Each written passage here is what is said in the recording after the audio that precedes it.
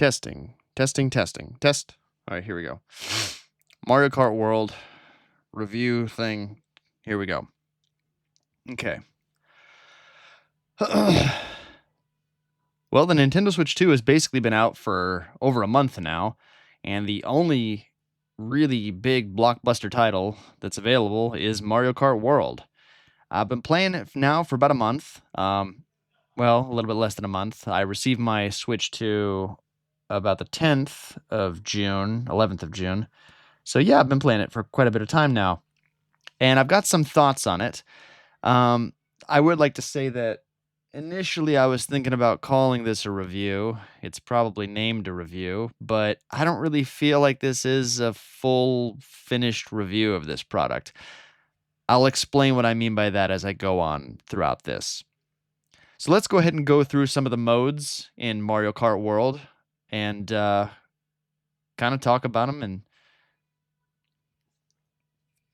so I'm going to start off by kind of going through all of the modes here in Mario Kart World, starting off with, of course, Grand Prix, which is no surprise there. That's in every single Mario Kart that has ever been.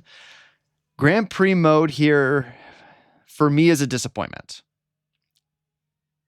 I really prefer just the normal 3-lap structure of Grand Prix mode. They've introduced this thing where you've got to drive between the courses. You're going to go from A to B, and the journey between the courses is part of the course. And then when you finally get to the course, you only do one lap of the actual course. I'm not a big fan of this. I got to be honest with you. The courses are the best designed. You could tell the most work has been put into them. And yet that's kind of getting sideswiped by these random other areas. I don't know. I'm not a big fan of that. I guess, back up this point, when I play split screen here at home, I usually play versus mode, and we just do 3 rounds on the same course. And it's perfectly fine. It's totally fun. I wish Grand Prix had an option to say, do you want to play the original Grand Prix or the World Grand Prix? And the World Grand Prix is you race from one track to another and you do all your kind of stuff there. That would be great. Let's just do that. And then if you want the original standard Grand Prix, you should be allowed to just say, hey, I just want to do 3 laps on this course, 3 laps on that course, 3 laps on that course, and then, a fourth and final one, and then we're done with the Grand Prix. I hope that they add that in future updates, because not having that now feels like a really big bummer. I love my Grand Prix modes. Whenever I'm feeling kind of cozy and I just want to sit on the couch and just play a little bit Mario Kart, I just throw on 100cc, something kind of slower, not too competitive, and I like to just go 3 laps and just enjoy myself. I don't like these interludes, these kind of in between thing. I don't know. I'm not a fan. I don't like it. Next up is Knockout Tour. Now, contrary to Grand Prix mode, Knockout Tour is fantastic. I really love this one. In this mode, you race from one course to another. However, there is no stopping. One course through, the next course through, the next course through, all the way to the very, very end. And each marker that you get to, they eliminate certain people from the race. So if you're in the bottom 4, you get cut off. And then the bottom 4, you get cut off. So each time you're having to fight your way to get to the front, because by the second to last, I think there's 6. I believe that there's 6 checkpoints throughout Knockout Tour. Once you've hit checkpoint 5, there's only 4 people left in the race. And those top 4 people are all battling it out for first place, because there is only really one first place. If you don't get first place, that's basically it. Knockout Tour is by far the most exciting new mode in Mario Kart World. And to me, it's the whole reason for the game. When you boot up Mario Kart World, you're probably, in 2 or 3 years when you're going to boot this game up, you're probably just going to be playing Knockout Tour, because we still have Mario Kart 8 Deluxe on the Switch 2, just through backwards compatibility. So it's kind of hard to say, well, the Grand Prix mode in Mario Kart 8 Deluxe, in my opinion, is technically better than the Grand Prix in World. Even though the courses are really great in World, I just wish you did 3 laps. Like, I'm sorry, I'm going back into Grand Prix, but you have dynamic courses. You have courses that, like, a great example is like the Jurassic Park one, like the Dino Land or whatever. If you race that in versus mode, you go through that park 3 times. Each time you go through that park, the dinosaurs are doing something different, right? I think the first time you go through, like, the Triceratops are there and you can ramp off their noses and their foreheads or whatever, and you can get extra boosts that way. The next time you go through, the Brontosauruses have stampeded through, and you got to watch out for their legs and weave in between their feet. And then the third and final one is you've got a giant T-Rex that's on the loose that's running around trying to eat people. It's like those are 3 very different versions of the same track. I'm not getting bored of doing that. But when you go through Grand Prix, you miss all of that because you only see one of those stages over and over and over again. You don't even really see the other 2 ever, including a Knockout Tour. You only see one of those. So in Knockout Tour, I think that idea works perfectly. It seamlessly works. I think they should have not forced Grand Prix to be a lesser Knockout Tour because you've got the straightaways in Knockout Tour, which gives you the whole world experience. Grand Prix should have just been Grand Prix, just been original, I think. If they had to pick one or the other, which obviously they did, I think that they just picked wrong because Knockout Tour is fantastic. I love that mode. I enjoy that mode for what it is. Having Grand Prix trying to be Knockout Tour just doesn't really make any sense. Anyway, moving on. Now, when it comes to versus mode is the one that honestly I only play exclusively when I'm playing multiplayer. With Mario Kart World, when it comes to multiplayer, like if I'm going to do split screen couch co-op, I'm just going to go into versus mode. We're just going to play this level. Okay, which level do you want to play next? Okay, we'll do that one. Which one do you want to play next? Okay, that one. And we just individually we make our own cups, right? We make our own stuff. That way we get to do 3 laps of the same course. We're not doing any of the straightaways, and we're getting to enjoy where I feel like most of the great design in Mario Kart has been placed, which is on the tracks. Versus mode is great. I wish that it wasn't a workaround. Like, I wish that we didn't have to do that. But like I said, once again, Grand Prix has just dropped the ball. Now, on to my favorite mode in Mario Kart World, which is free roam. Free roam is fantastic, right? It is great. I love it. The only problem with free mode is that there is no split screen. So I don't like playing video games online. I really don't enjoy it. I'm not a big fan. I'll do it sometimes when I absolutely have to. Like, I love playing Left 4 Dead 2 with like my buddies back home. But I don't like playing with randos. I don't like playing with random people, you know? I'm kind of a lonely kind of guy. I don't really need a whole bunch of people to make a game fun. And so while you can play free roam mode online, I was really kind of hoping that I could sit down on the couch, like me and my wife, and just free roam together throughout the world. And like, if she found a P switch, I'd be like, "Oh, cool, where's that? Let's go do that. Let's go. You know, I want to do that one too." But then I hear that P switches are like not in the free roam mode online. They've like deleted that or something. I don't know. I can't confirm that because I haven't done it yet. But I just do wish that there was at least split screen for free roam because that would have been a lot of fun. But I have really been enjoying free roam mode specifically because I like the P switches. I like collecting all of the little stickers. Those feel like little mini achievements, and you can like decorate your cart with them. Granted, you can only acquire 1 sticker at a time, which is kind of goofy. I kind of feel like it should have been like a badge system where it's like you've got like a top 3 badges. You've got like a big spot for a badge on the front, 1 for each of the sides, and then 1 in the back. Then you could have like shown off more of your flair and kind of like really customized your carts with stickers. Just having 1 sticker is just kind of like, whatever. But once again, I'll get more into that kind of stuff later on. One of the other major successes of this title is the music. The music is great. The remixes of a lot of the classic Mario and Nintendo tracks are great. Like, I was a little nervous when I heard that they had, done a new version of Dire Dire Docks. That track has such a special place in my heart. But to hear the new updated Mario Kart World version of Dire Dire Docks, it's great.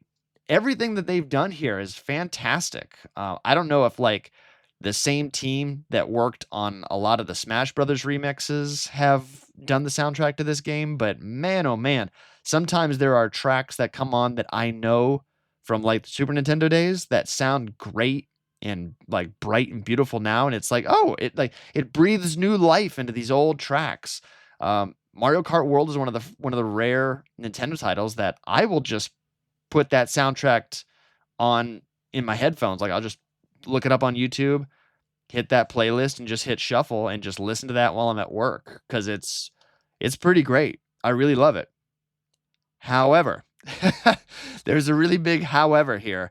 I think that the theme to Mario Kart World is terrible. I really, really don't like it. Now, let me explain. It's the theme that plays when you're in the main menu or when the game first boots up and you see the little character driving around the world. And it's like a harmonica, like kind of country western kind of thing, which I get what they're going with here. They want that to be the theme because the Mario Kart circuit is kind of like a Route 66 kind of vibe, and they're kind of going for that. And I get it. I get what you're doing. I get it, Nintendo. But when you boot up the game, your character or whoever you last played as is always just somewhere randomly in the world driving around, right? So when you boot up the game, you hear the country western kind of harmonica music, the ba da ba da ba ba ba da ba. You hear that kind of thing, but then like my character's like at the haunted cinema or in like the high mountain snowy area, right? Or they're at like at DK Pass or at like the like Rosalina's kind of like the Starfield Park thing. The setting does not match that theme, which to me is sometimes kind of jarring because I'm like, whoa, wait a minute. Why is that country western music playing and you're like in this place that just doesn't fit that vibe? It doesn't look the same. What I would have suggested to Nintendo, and I'm surprised that they didn't do this because they have done this in the past, is scale that theme, take that same theme, but maybe write like 4 or 5 different versions of it so that like if you load into the snowy level, maybe it's got like a little bit of jingle bells kind of sounds to it, or it sounds like maybe Christmassy. Or if you're like at Wario's pirate ship, maybe there's like a kind of a like kind of a scary pirate kind of sound or a beach theme to it or something like that. Or like, like if you were to load into Koopa Troopa Beach or Peach Beach or one of those kind of things, maybe it'd be played on like the steel drums or something. I don't know. Just that same melody, just played with different instruments to give it a different feel because always loading the game and hearing that harmonica, I don't know. I'm not a fan of that. I can't vibe with it. It's not my kind of thing. So I don't know. That's really my only complaint with the music. And I get that that's a very small complaint, but I haven't really heard anybody else talk about it. So I feel like that's kind of a unique perspective that I have that I haven't heard anybody else say. Now, this is basically the way that I want to wrap up the discussion here about reviewing Mario Kart. I did mention before that I don't want this to be a review because unfortunately I've been delaying working on this because I don't really feel like anybody has the right to review this game yet, if that makes sense, because it doesn't feel done. It feels like this game is going to continuously receive updates year after year for at least the next probably 2 to 3 years. Like a little bit more costumes, a little bit, maybe a couple more characters, or a couple of more like modes, or little things like that. Um, a major thing that I honestly cannot believe Nintendo has done is that when you're in free roam mode, there is no way to like check the maps and see the P-switches that you found or completed. There have been times when I've driven by a P-switch and I'm like, I'm going to hit that one later, but I want to go do this other thing here real quick. Once I've driven past it, I got to remember where that is. And that's pretty hard to do with that big of an open world.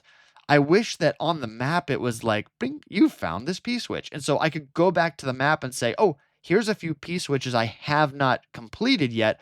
I'm going to go back and do it later. Also, there is an immense amount of pressure to complete the P switch because if I find one and I try it a couple times and I can't quite get it, it's like, well, dude, you better get it because if you close out of this game, it's going to reload you who knows where, and you'll never find that P-switch ever again. So I'm not a big fan of that. I wish that there was some kind of map or inventory system to keep track of all the P-switches. I know that a lot of people have been making their own maps and working on it online, but I don't know. There should be like an official way that we're doing this. I can't believe that. I don't even know how many P-switches there are. It's kind of crazy. At first, I was kind of trying to track it, but then I was like, no, man, there's so many. Like, forget it. This is just not going to happen. Uh, Also, like I said, I feel like Grand Prix needs a patch. They need to give us a different option for that, like a original Grand Prix and a World Grand Prix. Um, I also do feel like Knockout Tour might have more customizable things. I don't know. The game just doesn't feel done yet. It feels like here's sort of like the general idea that we're going for, and we're gonna fine tune it over the course of a couple years.